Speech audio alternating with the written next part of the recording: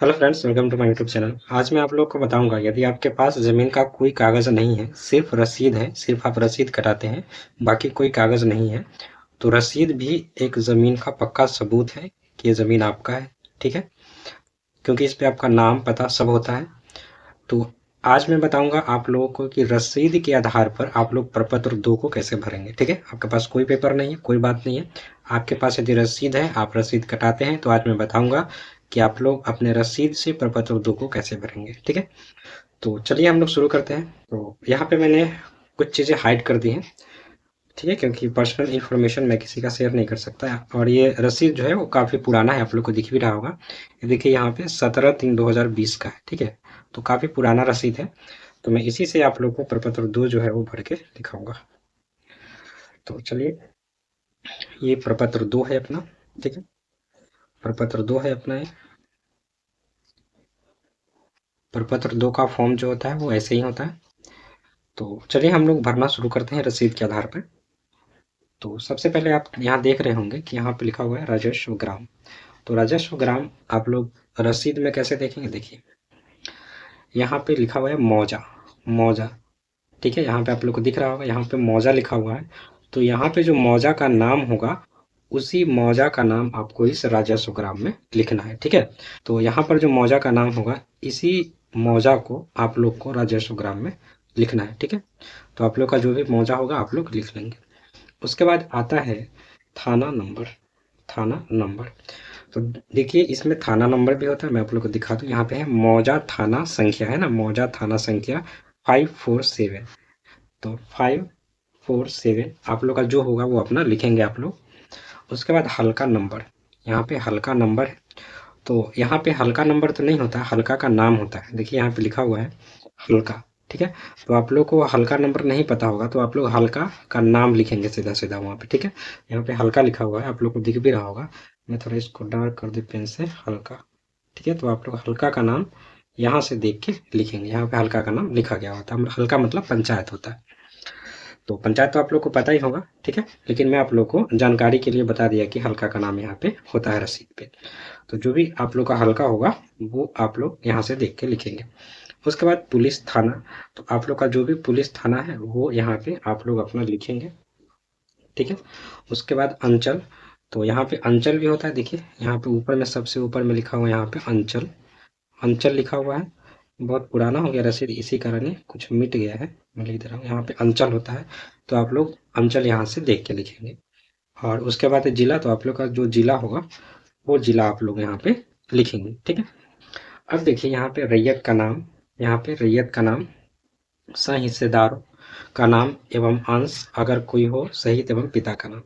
तो देखिए यदि इसमें एक रैयत है, कहने का मतलब है कि यदि ये जमीन 2 व्यक्ति के नाम से है, 3 व्यक्ति के नाम से है, और तीनों व्यक्ति मिलकर इस जमीन का रसीद कटाए हुए हैं, तो रैयत में यहाँ पे जितने व्यक्ति का नाम होगा उतने व्यक्ति का नाम लिखना होगा। 2 व्यक्ति का नाम होगा तो 2 व्यक्ति का नाम लिखना पड़ेगा, 3 व्यक्ति का नाम होगा तो 3 व्यक्ति का नाम लिखना पड़ेगा, सिंगल है तो आपका सिंगल नाम यहाँ पे आपको लिखना पड़ेगा। ठीक है, तो वो आप लोग देख लेंगे अपने हिसाब से कि आप लोग जो है कितने आदमी मिलके उस रसीद को कटाते हैं। तो क्या होता है कि जो पुराना जमीन है उसमें आप लोग देखेंगे कि रैयत में 4 लोग हैं, 5 लोग हैं, 6 लोग हैं। ठीक है, और सभी लोग मिलकर रसीद कटाते हैं। तो रैयत में जितने व्यक्ति का नाम है उतने व्यक्ति का नाम आपको यहाँ पे लिखना पड़ेगा।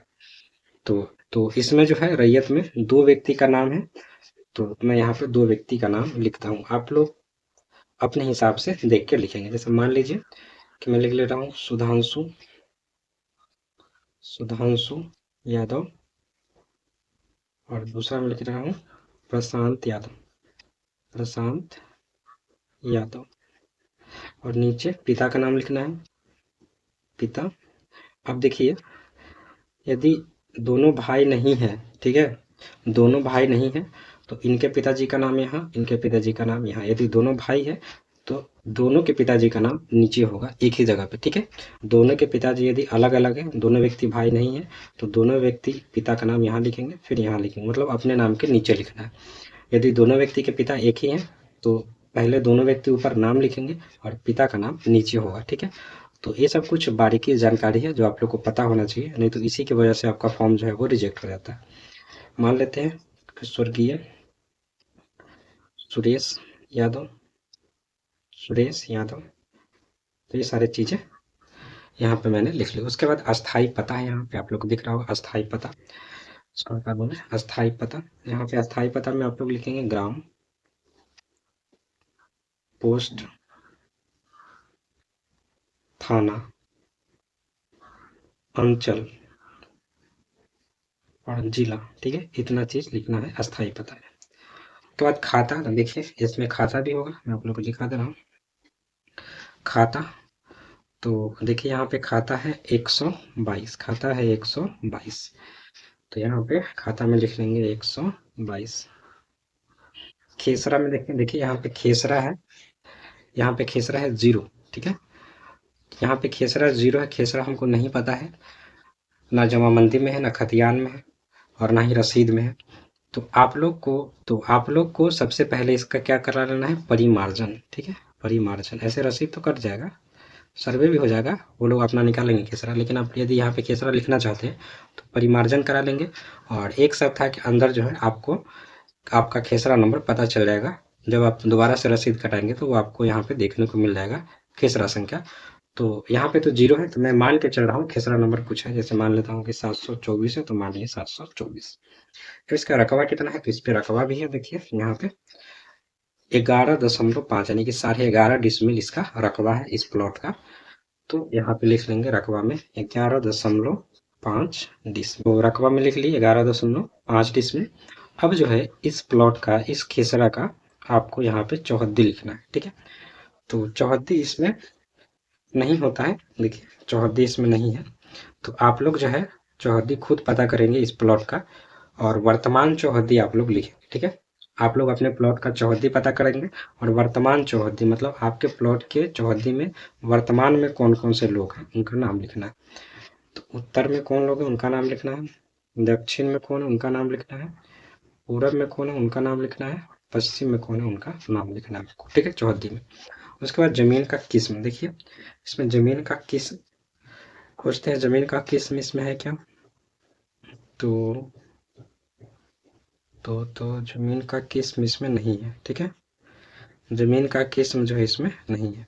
ठीक है, तो इसमें जमीन का किस्म नहीं है। तो यदि आप लोग जमीन का किस्म लिखना चाहते हैं, धनहर 1, धनहर 2, धनहर 3, भीट, भीट 1, भीट 2, तो इसका वीडियो मेरे चैनल पे पड़ा हुआ है, आप लोग जाकर वहाँ पे देख ले कि आप लोग अपना जमीन का किस्म जो है वो कैसे पता कर सकते हैं। ठीक है, सिंपल सा मैं आपको बताऊँ कि यदि आप इस ज़मीन पे खेती करते हैं तो सीधा लिखेंगे कृषि भूमि। ठीक है, तो मैं इस ज़मीन पे खेती करता हूँ तो लिख रहा हूँ कृषि भूमि। यदि आप लोग इस ज़मीन पे मकान बनाए हुए हैं तो आप लोग इस पे लिखेंगे आवासीय। ठीक है, उसके बाद देखिए शेष को छोड़कर लगान, यानी कि वार्षिक लगान कितना आप लोग देते हैं, तो देखिए यहाँ पे लिखा हुआ है सालाना दर। सालाना दर कितना है, 10 रुपया। हम लोग क्या 10 रुपया लगता है तो हम लोग लिखेंगे 10 रुपया। आप लोग के यहाँ जितना लगता होगा उतना आप लोग रसीद पे देख के लिखेंगे। उसके बाद देखिए जमाबंदी संख्या, यहाँ पे जमाबंदी संख्या, तो रसीद पे जमाबंदी संख्या भी होता है। देखिए यहाँ पे लिखा हुआ है जमाबंदी संख्या 106 लिखा हुआ है 106, तो यहाँ लिख लेंगे 106। उसके बाद है यहाँ पे भूमि पर दावा का आधार, यथा उत्तराधिकार, दान, क्रय, बंदोबस्त या अन्य। तो देखिए यदि जमीन आप खरीदे हुए हैं तो यहाँ पे लिखेंगे क्रय। ठीक है, लेकिन ये जमीन दादा परदादा का है तो आप लोग यहाँ पे लिखेंगे उत्तराधिकार। ठीक है, यदि आप जमीन खुद खरीदे हैं तो यहाँ पे लिखेंगे क्रय, लेकिन ये जमीन दादा परदादा ने खरीदी है तो आप तो उसके उत्तराधिकारी हुए, तो यहाँ पे लिखेंगे उत्तराधिकार। तो ये जमीन मेरे दादा परदादा ने खरीदी है तो मैं इसको लिख दे रहा हूँ उत्तराधिकार। ठीक है, उसके बाद अभियुक्ति अगर कोई है, यदि इस प्लॉट पे कोई केस है, कोई मैटर है, तो यहाँ पे हाँ लिखेंगे, और केस का मतलब कोर्ट का जो भी जजमेंट होगा वो उसमें आप लगाएंगे। ठीक है, यदि फ्रेश ज़मीन है तो इसमें छोड़ देना है, कुछ भी नहीं लिखना है। और इसमें दूसरा कंडीशन आता है कि यदि इस ज़मीन पे कोई ज़बरदस्ती कब्जा किया हुआ है और सारा ज़मीन का जो डॉक्यूमेंट है, पेपर है, वो आपके पास है, तो यहाँ पे आप लिख सकते हैं इस अभियुक्ति वाले कॉलम में कि फलाना व्यक्ति इस ज़मीन पे कब्जा किया हुआ है, जबकि ज़मीन का सारा डॉक्यूमेंट जो है वो मेरे पास है, मेरा ज़मीन है। तो उसके बाद जब इस फॉर्म को आप जमा करेंगे, सर्वे कर्मी इसको लेकर आएंगे तो इसकी जांच पड़ताल करेंगे, उसके बाद आपके ज़मीन का सर्वे होगा। तो यहाँ पे आप लोग अपना जो भी मैटर है वो लिख सकते हैं। फ्रेश ज़मीन है तो सीधा से सीधा इसको छोड़ दें, कुछ नहीं लिखना। अब हम लोग आते हैं नीचे, देखिए नीचे में स्थान, यहाँ पे लिखा हुआ है स्थान। तो स्थान में आप अभी जहाँ से इस फॉर्म को भर रहे हैं आप अभी वर्तमान में जहाँ रहते हैं उस स्थान का नाम लिखेंगे। उसके बाद तिथि, यानी कि जिस दिन इस फॉर्म को भरेंगे उस दिन का भी डाल सकते हैं, या जिस दिन जमा करेंगे कैंप में उस दिन का भी डाल सकते हैं। उसके बाद देखिए यहाँ पे रैयत का हस्ताक्षर और अंगूठे का निशान। तो यहाँ पे 2 रैयत है, तो दोनों रैयत यहाँ पे अपना साइन करेंगे, और दोनों रैयत का मोबाइल नंबर यहाँ पे मोबाइल नंबर आपको देना पड़ेगा। दोनों रैयत का मोबाइल नंबर आपको देना पड़ेगा। यहाँ पे 1 लिखते हैं, 1 2, तो वो समझ जाएंगे कि 1 मतलब सुधांशु यादव, 2 मतलब प्रशांत यादव। ठीक, उसके बाद इनका आधार लिखना है, तो यहाँ पे जगह तो है नहीं, तो वैसे ही यहाँ से लिखिए आधार संख्या। मैं आपको लिखने का तरीका बता रहा हूँ, आधार संख्या। उसके बाद 1 नंबर दे के आधार संख्या लिख दें, 2 नंबर दे के आधार संख्या लिख दें, तो वो समझ जाएंगे कि 1 नंबर में सुधांशु यादव का आधार संख्या है और 2 नंबर में प्रशांत यादव का आधार संख्या है। ठीक है, तो ये रहा फॉर्म को भरने का पूरा प्रोसेस। तो आप लोग इस तरीके से रसीद को देखकर प्रपत्र 2 को भर सकते हैं, कोई दिक्कत नहीं। ठीक है, तो यदि आपके पास कोई पेपर नहीं है तो आप लोग रसीद से भी फॉर्म को भरेंगे, आपके ज़मीन का सर्वे होगा। ठीक है, तो वीडियो अच्छा लगा हो तो आप लोग मेरे चैनल को सब्सक्राइब जरूर करें, और कोई भी चीज़ आपको पूछना है सर्वे से रिलेटेड, कोई भी जानकारी लेना है तो आप लोग कमेंट के माध्यम से पूछ सकते हैं। मैं सब लोगों का जवाब देता हूँ, आपका भी दूंगा। तो मैं फिर कर रहा हूँ, यदि आप लोग नए हैं तो मेरे चैनल को सब्सक्राइब जरूर कर लें, ताकि आप लोग को हर एक इन्फॉर्मेशन, हर एक अपडेट सर्वे से रिलेटेड मिलती रहे। तो मिलते हैं हम लोग नेक्स्ट वीडियो में, तब तक के लिए थैंक यू। आपका दिन शुभ हो।